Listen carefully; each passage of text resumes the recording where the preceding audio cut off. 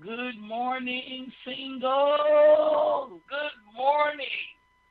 How are you?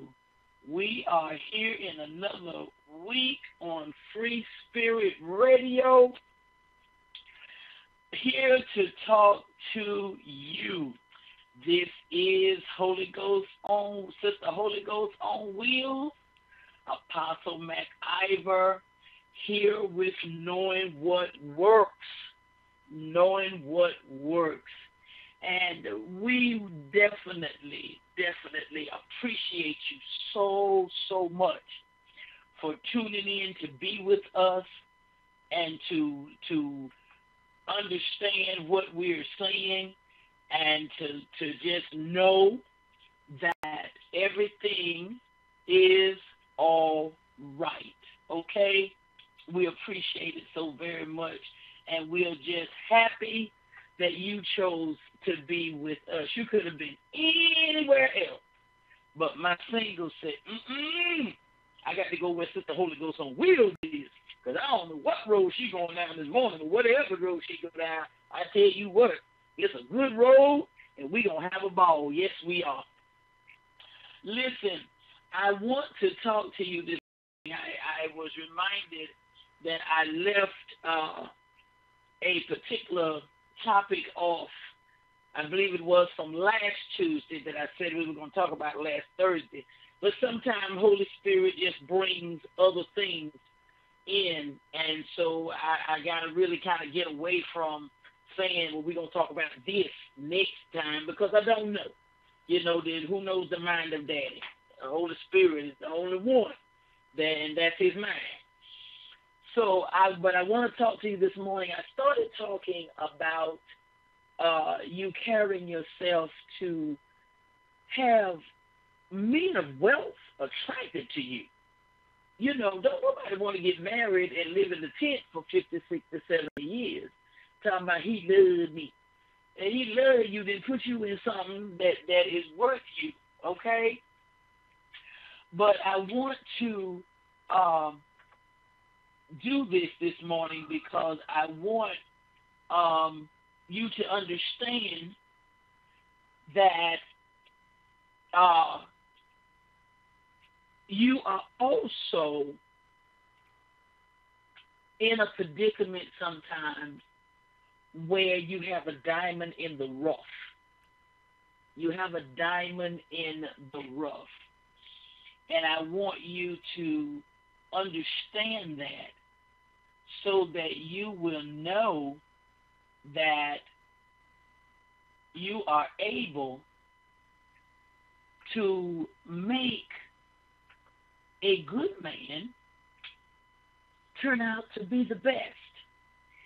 And you know we got scripture now. So let's go to scripture now. Let's go scripture. And the scripture is Proverbs 18 and 22. And it reads, whoso findeth a wife findeth a good thing, okay, and obtains favor of the Lord. All right? I just want you to meditate on that a minute.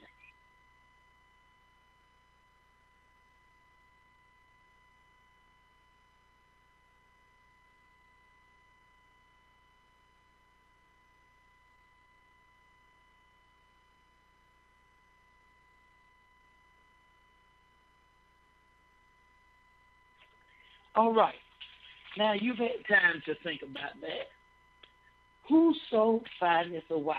And I really wanted you to take time to think about it because many times we say that scripture, but we really don't pay it any mind. And I wanted you to just meditate just a minute on that verse. Whoso findeth a wife findeth a good thing. Now, here's the point that I am making. And that is, the point that I'm making is this. You are a good thing. Ladies, hear me. You are a good thing. and you bring a favor to man that he does not already have. Now, I didn't say he didn't have any favor now. So don't you get up in pride and start talking about, oh, see, you ain't had no favor before I got here, but now you got favor. No, shut that down. Just shut that right on down. Everybody has favor from Daddy.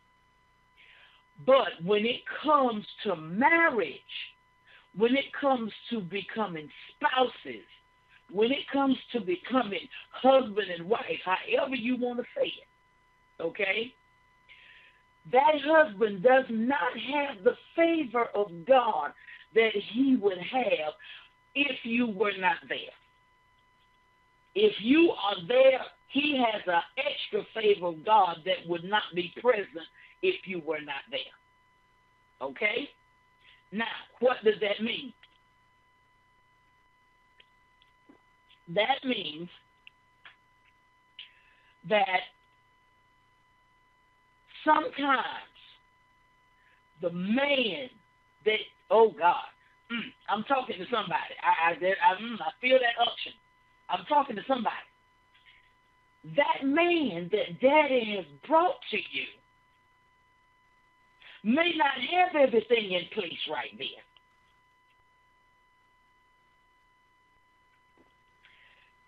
I want you to hear me. He may not have everything in place right then.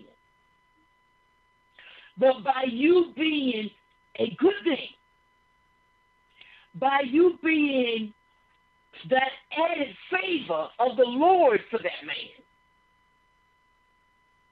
then when he comes,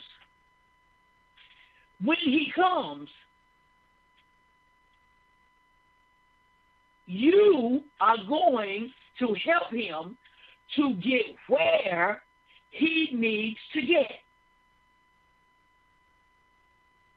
Case in point. Now I use Prophetess Bynum and Bishop Weeks. I can't help what happened. Okay? The enemy got into that, and Prophetess Bynum she didn't allow the Holy Spirit to do what he needed to do. Okay? But I remember in the beginning of their marriage, she talked about when she first went where he was. Now, she's living in $1 million house. She's worldwide, known everywhere. He probably was too, but he had hit a rock bottom spot in his life, and he talked about it along with her. He had been through divorce, and you know most of the time, especially if there's a child involved, the wife is going to keep the home, especially if she hasn't been declared unfit. The wife's going to keep the home because she has the child.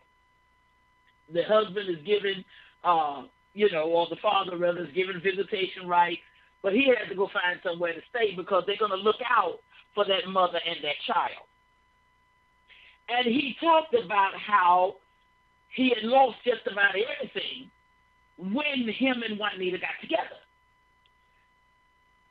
And she talks about how when she went to his home, he was sleeping on a futon. Now here she's in over $1 million home. He's in an apartment on a futon. Okay? He probably was thinking, God, how am I even going to get anybody, to be with or to want to be with me?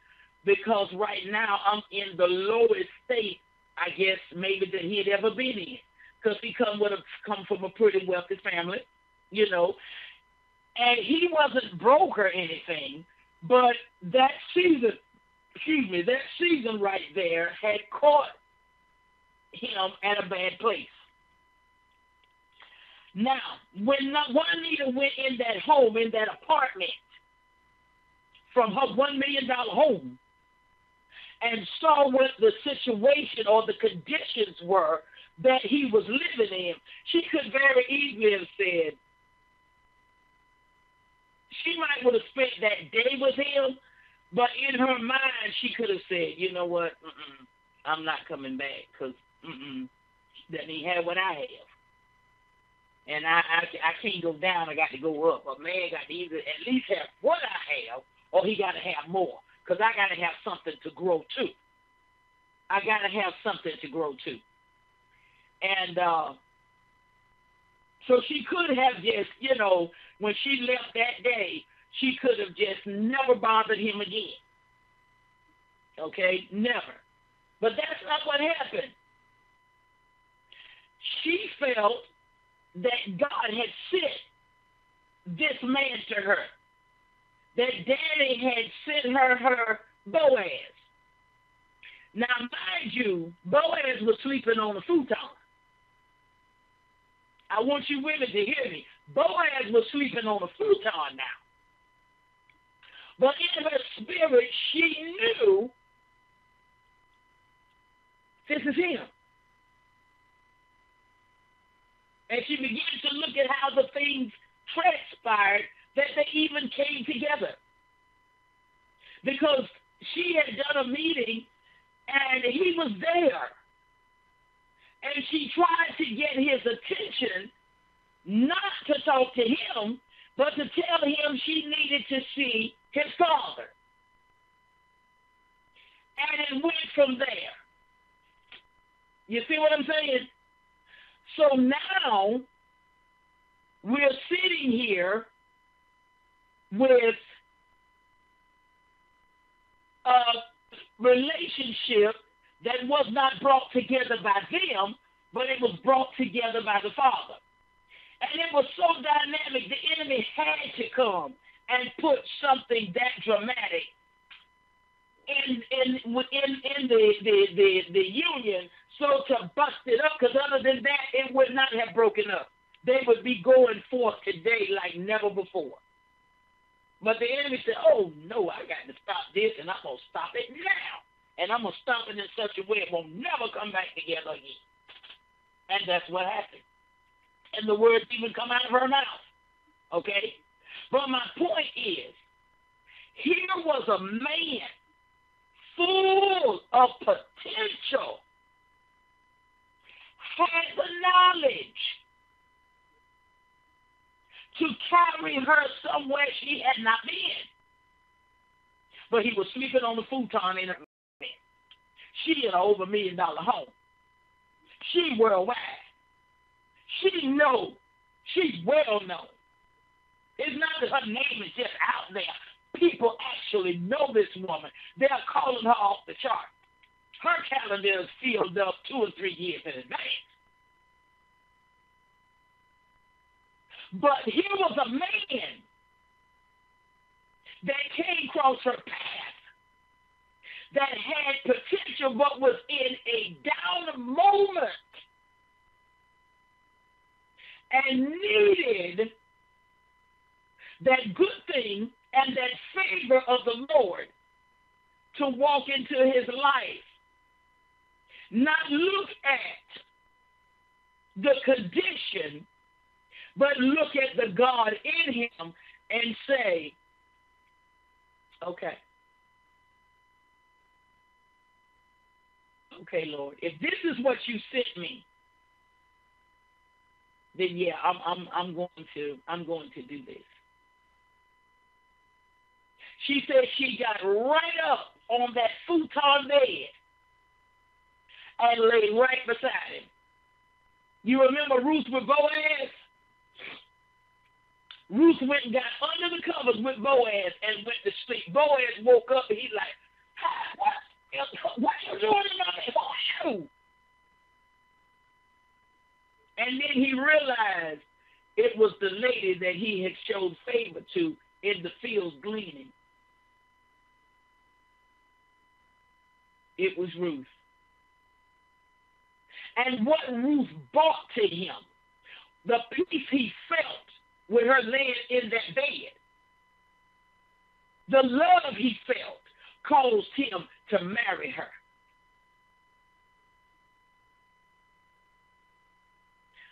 When Thomas saw that here was a woman standing in front of him that had everything, Wanda didn't need him.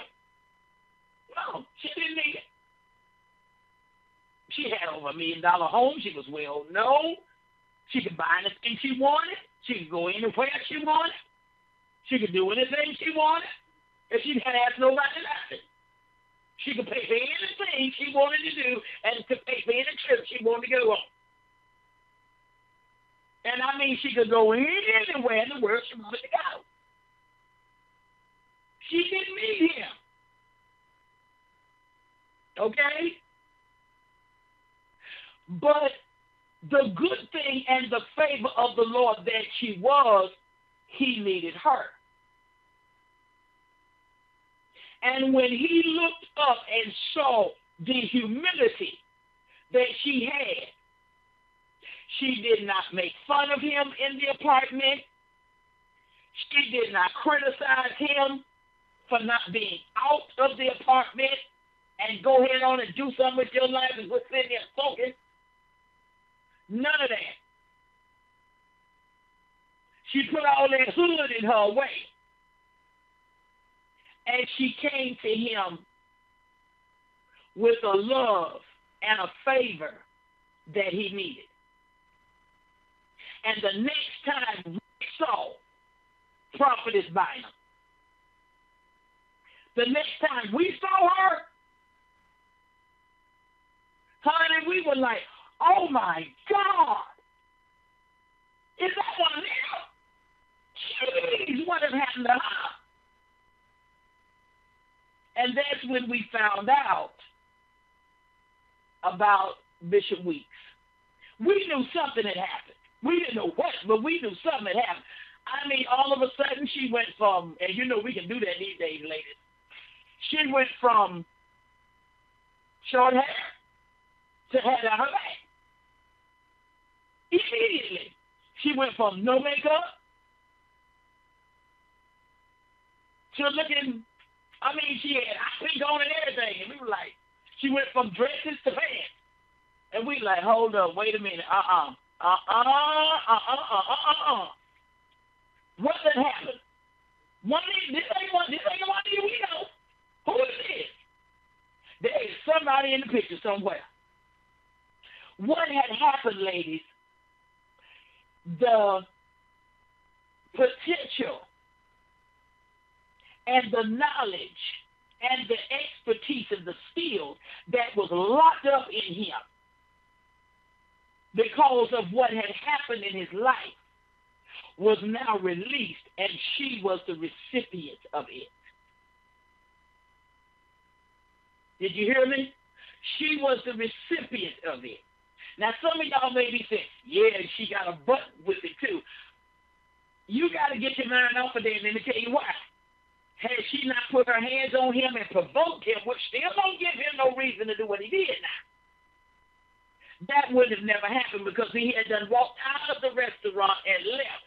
She ran down behind him and provoked him. Now, she already knew his temper. So why would she do that? Okay? So, no, knock that out of what I'm saying and listen to the message I'm trying to give you. Sometimes you will be broke, and this is a man to a woman or a woman to a man. I'm talking on both sides now. Sometimes you singles will be brought to somebody who do not have what you have. And I can talk to you because I missed a grand opportunity. The Lord had brought me to somebody who had everything. I mean, when I tell you everything, Jesus, my God. And here I was with nothing on the outside. But see, I had not matured in my thinking to know I had abundance on the inside. And Daddy had brought me to somebody who needed what I had on the inside, and I needed what they had on the outside. It was a perfect put together, but I didn't see it. And I mean, they knew it. They knew it immediately. They knew it immediately. I didn't. And I mean, they had no shame in pursuing me, none of that. And I'm like,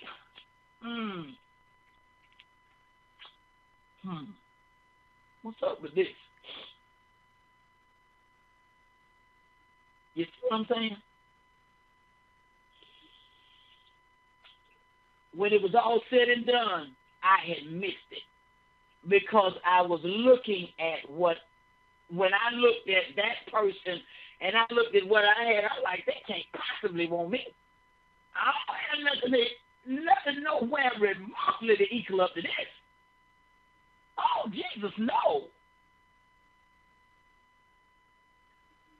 But it wasn't about what I had on the outside of me. It was about what I had on the inside of me. And Daddy had done it. I didn't have anything to do with it. I hadn't seen the person but one time in my life.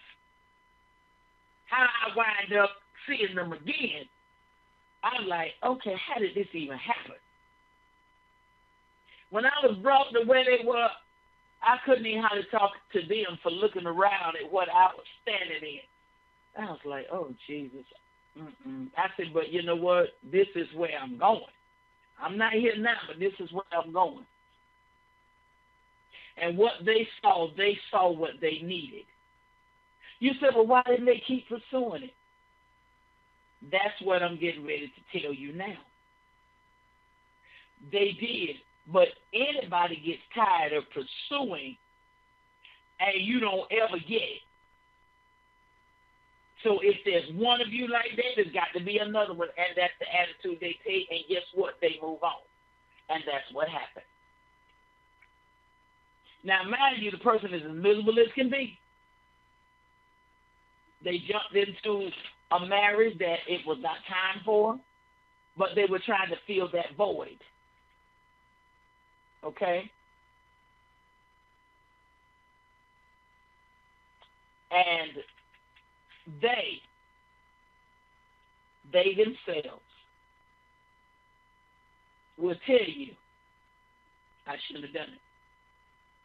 I should have sat down and talked to her and let her know what she does not have on the outside is not important to me. It's how she made me feel when I was in her presence. I've done everything to let her know I needed her, but when she didn't respond, I realized she thought that she was nothing I would want because she didn't have nothing I had. But it wasn't what she had on the outside that I needed. It was what she had on the inside. And when I was with her, God, how I felt. But guess what? It's gone now. You see what I'm saying? That's why I'm talking on both sides. Because men, sometimes you meet a woman, and she might be in a little old car. The paint might be off the top. You ride, because you know, men will scope you out. They're going to find out where you are now. They're going to find you. They're going to find you. And when they find you, you know, you may not have the best house. You know, you may be in a plank house and they in a mansion. You know what I'm saying? Guys, y'all might be driving Bentleys and Mercedes and Lamborghinis and have a private jet and all of that. And you ride by their house and they got one car and the paint's about to come off of it. They have one home and it's plank, it ain't even brick. And you might say, oh no, I know the Lord ain't sent me that. I know the Lord ain't sent me to that. That's a liability going somewhere to heaven. I have to take care of her. She ain't got nothing. And you go and try to find somebody who has exactly what you have, maybe even more. Their job that they work on is a firm.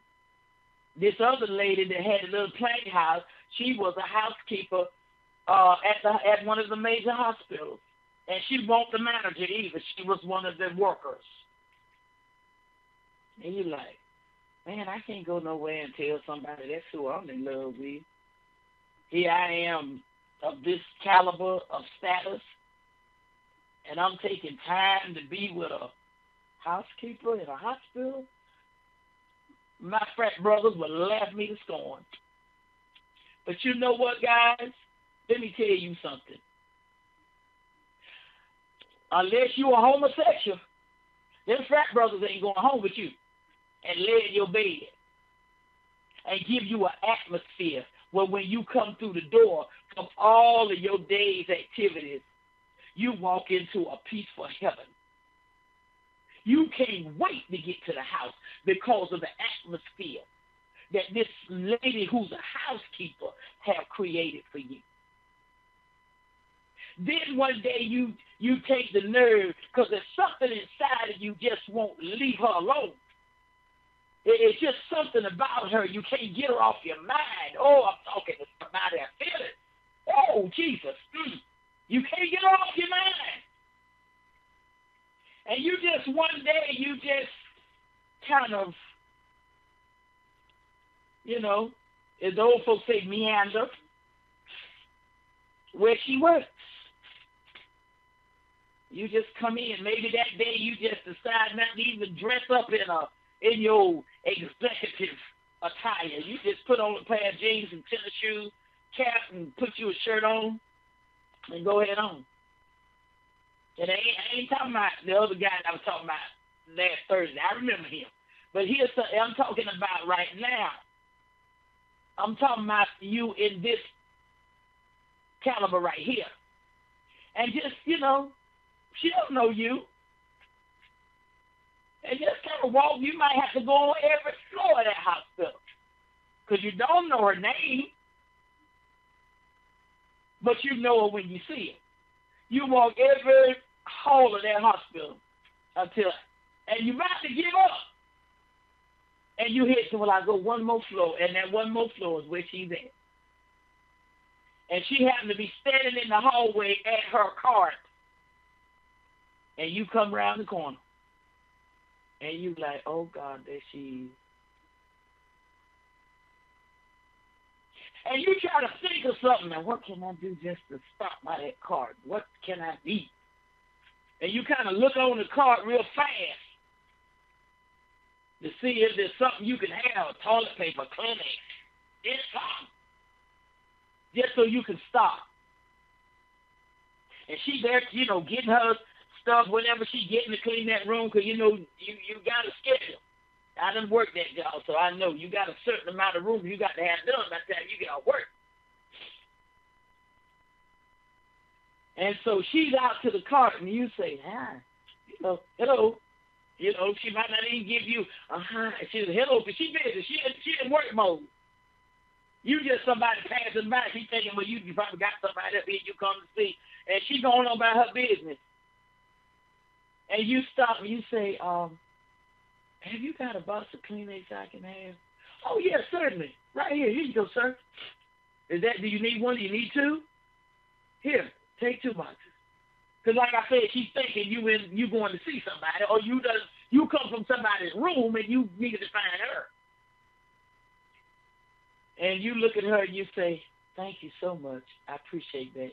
Oh, you're welcome. And she's gone. But now you know what floor she works on. Well, now, when it comes to a job like that, they could be on that floor today. They could be on another floor tomorrow. So what you do is, you might hang around. Maybe you go down in the cafeteria at the hospital, because they do some good cooking down there now. And you get you something to eat, as the old folks say.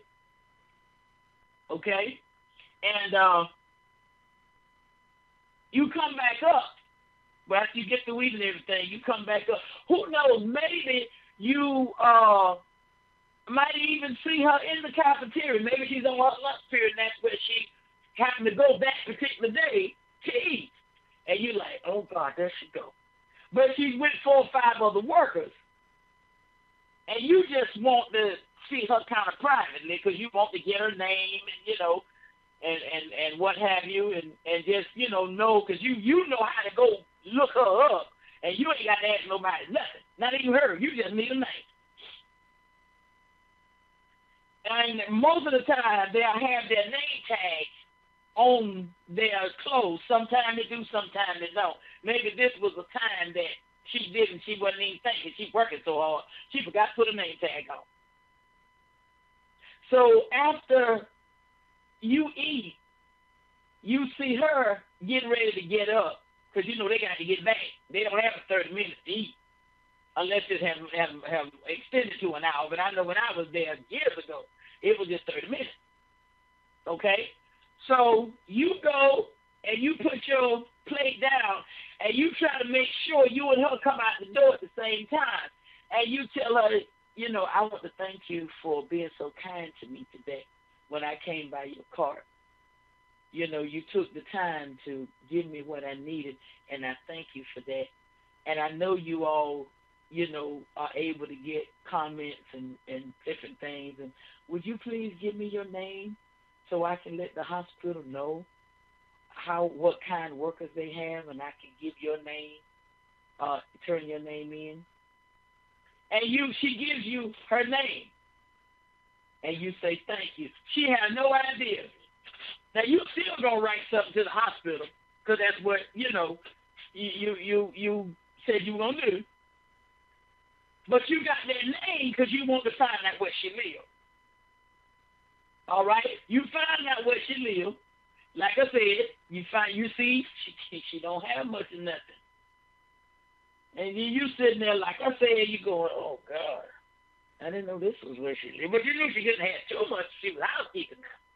But at the same time, she could have just had that as a side job, and she had other streams of income. You don't know. Long story short, you can't shake her. When you find out where she lives, you're like, oh, God, I didn't know this was it. And look at the neighborhood, and it ain't all that. Excuse me, it ain't bad now, but it ain't all that good. It ain't the neighborhood you come live in because of who you are. But you can't shake her. You can't shake her. So you continue to go in to the hospital, see if you can see her, and you keep riding by that house. One evening you catch her coming home.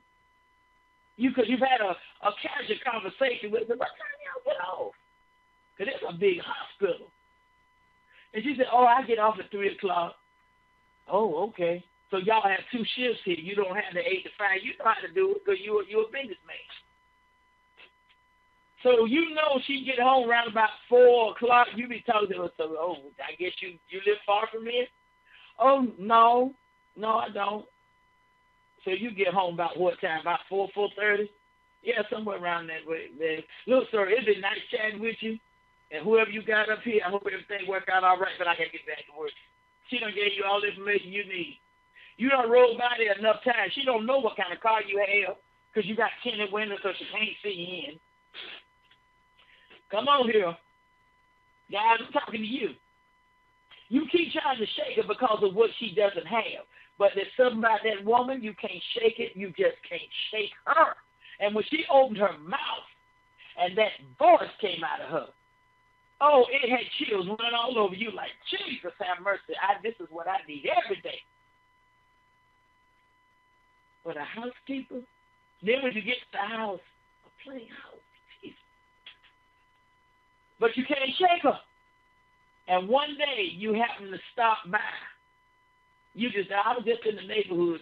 Now, she going to know something going on now because she like, you ain't even this neighborhood caliber. What you doing over here? I was just in the neighborhood, and I was riding by, and I kind of thought well, how'd you find out where I lived at? I got ways of finding out. And you ask, well, may I come in? Oh, I'm sorry. Forgive my manners. Yeah, come on in. And you walk in that plank house, and your mouth dropped wide open because in that plank house was a mansion. was matching material in that plank house. She might didn't have the brick, but she had the substance. And here you were just about to throw away the woman that was going to make your life the best you had ever known it. You sat down in there and you like, Jesus, keep me near the cross. What did I just walk into? And she comes out and the look on your face is so startling. She's like, are you okay? And you're like, yeah. Oh, you thought because my house didn't look like much on the outside, there wasn't nothing inside. And you have to admit, well, it had run across my mind. Baby, you can't judge the book by its cover. And then you get back in your car and come out of that driveway hollering, my God, I almost lost my own wife. I'm going to marry that girl. Because she got what I need. She know how to take whatever is dealt her and turn it into the best. Yeah. That's mine right there. But see, had you kept looking at the outside, you would have missed your wife, your God-ordained wife. You'd have missed her. Because you going back, oh, she ain't got nothing. Look where she work at.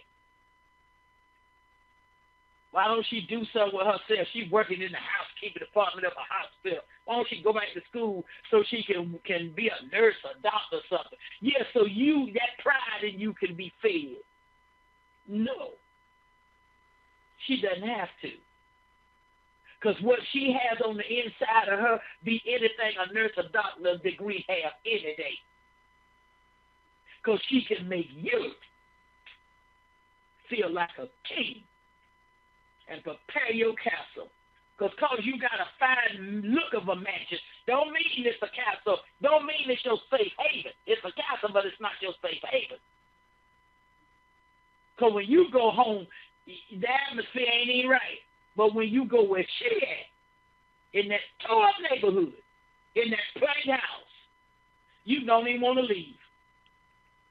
Because of the peace and the serenity, the calm that is around her. Oh, God, you just drink it. But that's the woman that don't have anything. Now you go back to the woman who has everything, maybe a little more than you have. And she drama. Ain't nothing right. You can't go to Mickey D's and or go to Chick-fil-A and get an ice cream cone. You got to go to the finest of the finest. And if you're not carrying her there, you can't her nowhere. And she is the object of attention, not we, she. And while you sitting there with the she, your mind is on the we back there in that plank house. You see what I'm saying? Now, I know I took a long time to paint that picture, but did you follow me? Because sometimes your diamond is in the rough, and all it needs is the coalsmith to know how to get the coal off of it so it can shine, get all that dross and stuff off of it so it can shine. All of a sudden, because you make a decision to go in the plank house, you go back to work, and folk like, oh, wait a minute. He came in this morning smiling. We ain't seen a smile like that out of him. Who is she? Who is she? And you don't tell them anything because you're really kind of ashamed to say who she is, because here you are in a firm that is top in the nation, not just in the state, but in the nation. and you fell in love with a housekeeper. But see, what you need to tell your peeps at the firm, yes, she's a housekeeper, she sure is. But what she does to me, without me even entering into her, is what I've been looking for, what I've been needing, and what I've been waiting on. I need her. I need who she is, not what she had. And you know what? By you talking that, then you're going to make those men in your firm that don't know that start thinking, you know, well, I met a lady at the cafe or at the restaurant, and I go in that restaurant every day just so she can talk to me. If she ain't in that restaurant, I won't even go in there. But when I go in there, she just takes all my stress away. It's just the way she carries on with me. Good Jesus. Oh, I feel so good when I get back to work. And you know what you'll be able to tell them? Maybe that's who God sent you. Because if that's the way you feel, every time you go in there, and you won't even go in there if she's not there, and you don't want to go to another restaurant. So that day you just get a name of soda until you get off and get home. Yeah, that's her. And then you know what you'll make the ladies do? You'll make the ladies stop focusing on their lips, tips, and hips, lips and fingertips, pedicures, manicures, false eyelashes, bunches of weave. You'll make them stop focusing on all of that and start focusing on, but who am I inside? Do I bring a peace to a man when his day is done that he can't get nowhere else? Do I make him feel that he can be vulnerable and not be judged? Do I let him know that whenever you in my presence, you will always be king, and you will always have a peaceful atmosphere. We will always be happy. You will always be loving and loved. You will make a difference in those people right in that firm you're in, because you got your eyes off of what somebody didn't have on the outside, and you looked inside of them. I wrote a book, and the title of the book is Can You See Me? You can get it at Amazon. It's not for $10. I didn't write no big thing. I wrote something that if you was on break for about 10 or 15 minutes, you could read a couple of chapters, maybe 3 chapters. But the name of the book is Can You See Me? By Dr. Tamar McIver. You can get it from Amazon. Can you see me? And what it talks about is your vision. Are you really looking at me? Or did you just glance? You need to get the book. Get the book. Get the book. Because even though it is talking about, can you see my pain while you looking at all my gain, it still talks about corrected vision. And see, many a time, singles, we do. We judge somebody by what they have on the outside. Because, if I'm gonna tell my girls that this is my boo, I want him riding up in something. I don't want him in no Volkswagen. But that man driving that Volkswagen could be loaded financially, but he just don't want to blow it in no car. So he get him a little Volkswagen. He don't get it, he get it top of the line, but it's a Volkswagen. He just is satisfied in that Volkswagen. He just like the Pope. When the Pope came to America, he said, I don't want all that. I don't want all that. They were sending cars and everything. He said, I don't want that. Find me a Fiat. And he looked like a humpback trying to sit in it. He said, but find me a Fiat. Because it ain't about all of that. Yes, I'm the Pope. But me being the Pope isn't contingent on all of this exterior stuff.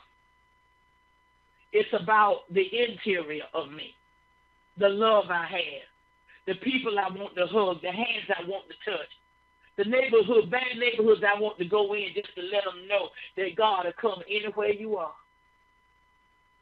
Lord have mercy. Jesus. I felt that, y'all. You understand what I'm saying? And you just think about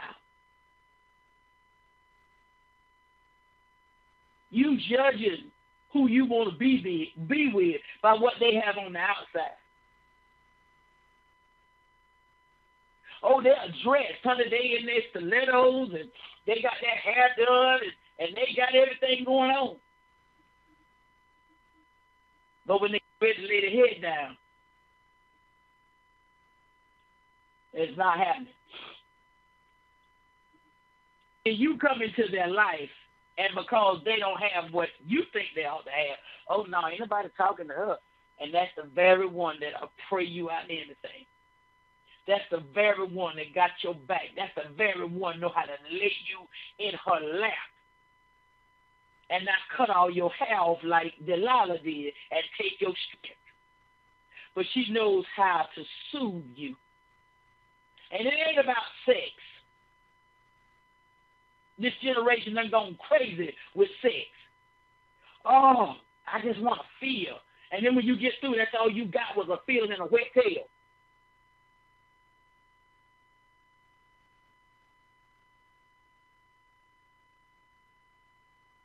But no, you want somebody who, if you have a problem, they might be sweeping the schoolroom, the school hallways. But when they talk to you, good Lord have mercy, every bit of crying and wounds and stress that you have had that day, they take it all away. You can't even think. You can't even remember where the stress came from. That's the person you want to live your life with. That's the person that you want to say, that's my boo.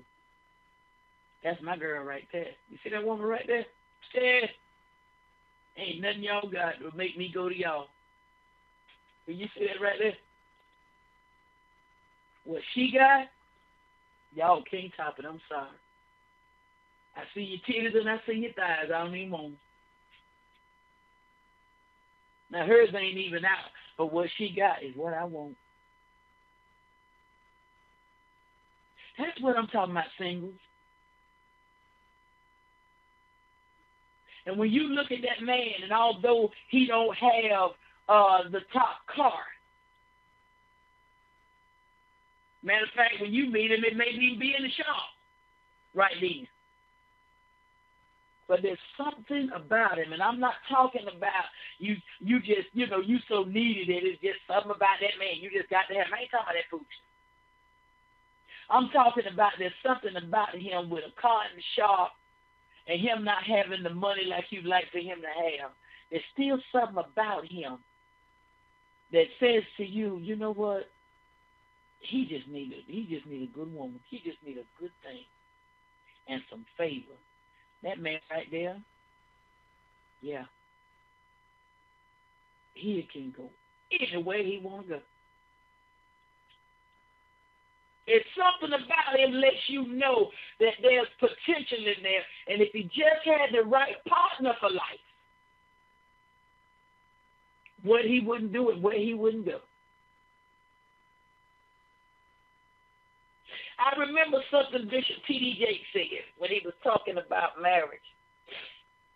And he said that if something happened to Serena, which is his wife, he said he doubted he'd ever get married again. He said because he couldn't trust the woman that was coming in his life because he has everything. He said and he could never be sure of her love. He said he could be sure of Serena's love. He said because when he had holes in his shoes, the lights was out, the car was getting repossessed, and he had to work 2 jobs to make ends meet, and then sometimes the ends still didn't meet. He said she stayed right there. He said, and now that he got anything he wants, he said she can have anything she wants. He said he don't care what it is. She come ask him for something, sure. Go, just get it. He said because she was the woman when I didn't have nothing. She didn't turn her back on me. She was the woman when I was an embarrassment to the family because I couldn't keep the lights on. And we didn't have a car to ride in. And we were on food stamps. And I was preaching the gospel. She didn't act like she was ashamed of me. He said, so I know her love is real. He said, but these women these days, he's there would be a prenup in this. Because I would know she's not coming to me for what I have. She coming to me because she loves me. There's something about me she can't shake. And then I can get to feel the same way about her.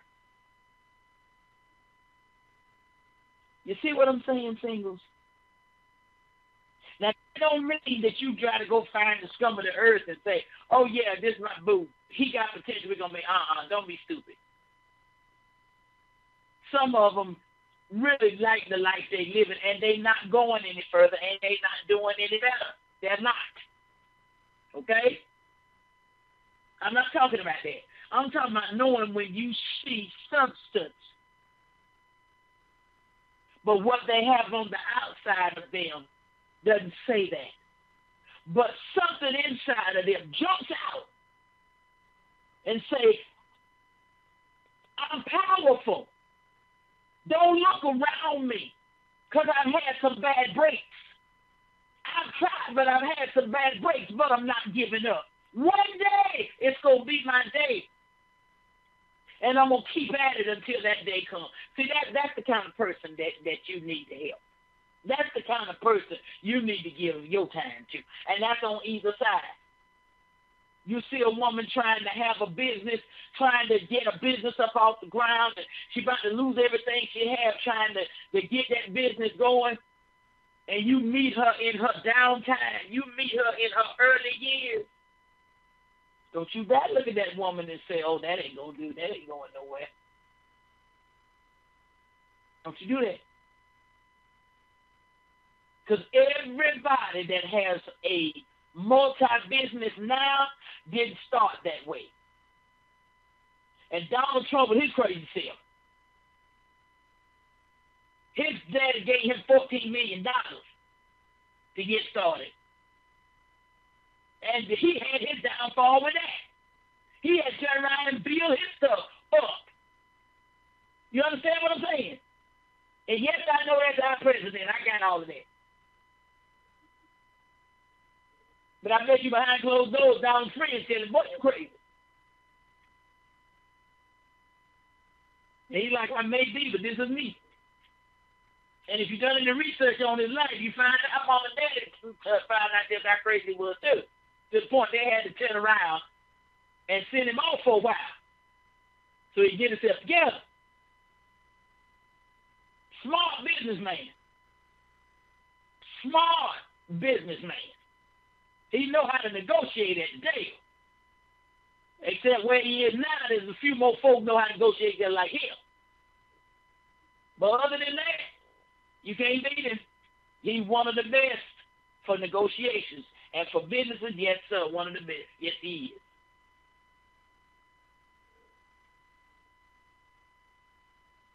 But what am I saying? There's nobody that have gotten where they are right now that didn't start at the bottom. If people had looked at them when they started at the bottom, half of them would be where they are now. Because they say, oh, they ain't going nowhere. They ain't going nowhere. You can forget that. They ain't going nowhere. You see what I'm saying? But because somebody, I remember Steve Harvey, and singers, I'm still talking to you. I remember Steve Harvey crying, excuse me, when he was in Chicago, and Lord knows I missed those shows he had. When he was in Chicago and they were doing one of his birthday surprises, it was a couple when he was homeless, didn't have a dime. A white couple. That's why I tell folk, all white folk ain't bad. You can't put all white folk in the same boat. Yeah, you got some Ku Klux Klan still out there. Yeah, you still got some prejudiced folk still out there. But there are some good white people in this world. And all they want to know is, do you have potential? Are you willing to put forth your best foot? If you are, they got your back. That's why I tell black folks, shut up this mess about racism. Why don't you show that you are a person of substance and positiveness and success?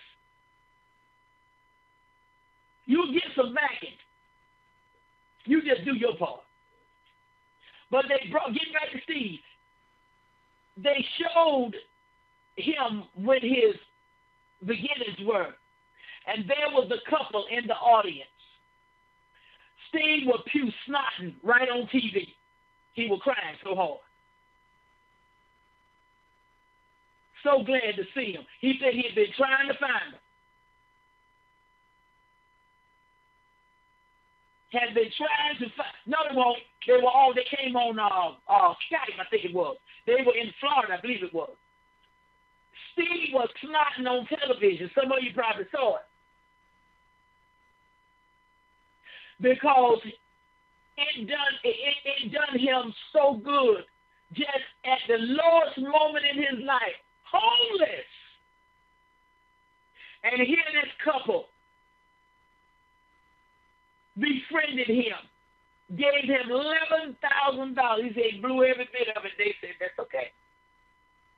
And they kept right on helping him because they understood somebody who's never had. At the beginning, they will make some foolish decisions. But once they get some sense, you don't have to worry about them ever again.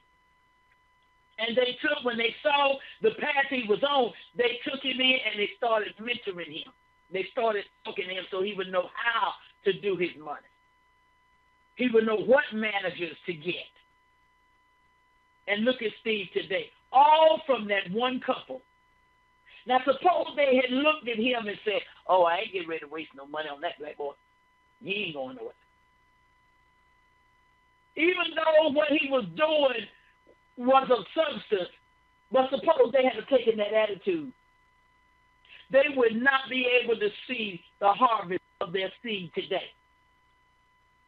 They would not be able to see the harvest of their seed today. Don't you know they some kind of glad they befriended Steve? Look at it. Because they didn't take, he did not take what they did for him and throw it back in their face. He made something out of himself. Because they confounded him when he was at his lowest. They never threw it in his face. They never made him think he owed them anything because they did that for him. They just as happy as they can be. It's like he's their black son. And they so proud of it. He crying, they crying. But you understand what I'm saying? Singles, this is what I'm talking about. You have to know when you see substance. Know that man or that woman might not have the externals that you wish they had, so you could, walk around in your pride and in your emotions. Oh, this my woman. Oh, this my man. But what they have on the inside, and where they can take you with what they have on the inside. You look back 5, 10 years, and you say, my God, who would have ever thought we would be here? Who would have ever thought you would be here? Look where you were when we came across each other's path, and look where you are now. You understand what I'm saying? Oh, my God. Folks, my time is gone. Lord have mercy. Whoa. See, I'm very passionate about relationships. I'm very passionate about relationships. And I know, yes, keep your standards. I'm not telling you, and I'm closing with this. Keep your standards. Don't want to be with the scum of the earth. But then if your path comes across somebody who might haven't made it yet, but Lord knows they're working on it with everything they have, you better stop and take a second look. Because it just might be your mate for life. And what you'll wind up being, because there in your life, you could never imagine. Okay? All right. Listen, my time is gone. I appreciate y'all for coming in. That's one thing about radio. You don't know who's listening. You just talking. I appreciate all of you all. Thank you so much for taking time to spend this hour with me. You could have been doing anything else you wanted to do, but you spent this hour with me, and I thank you. I know that this broadcast touched somebody. I know this broadcast have caused somebody to think, because some of y'all that's on this broadcast, y'all in this situation right now, and you're warring with your feelings. You know that you're being drawn to that person, but then you're looking at your prestigious status. And you warn. Quit warring. Stop. And just be led. And if that's where Holy Spirit leads you, know that person you're going to bring something to that person's life, and they're going to bring something to your life. Then, my God, you're so glad you didn't pass them by. And that's on both sides. Okay? I love you all.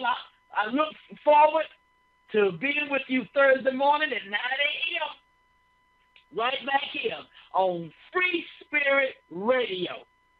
Have a great rest of your day. Bye now.